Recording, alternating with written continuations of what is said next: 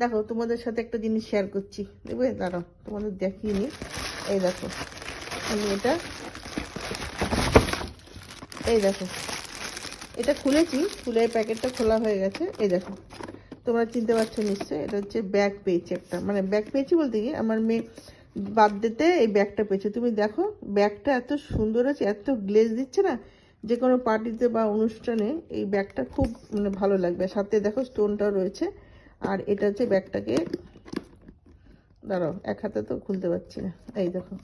আর এটার ভেতরে যে চেনটা আছে, এই চেনটাকে, এই দেখো চেনটাকে আমি লাগিয়েছি, লাগানোর পর ঢুকানো হয়েছিল। এই দেখো, এই দেখো কি সুন্দর ব্যাগটা হয়েছে, দারুণ না?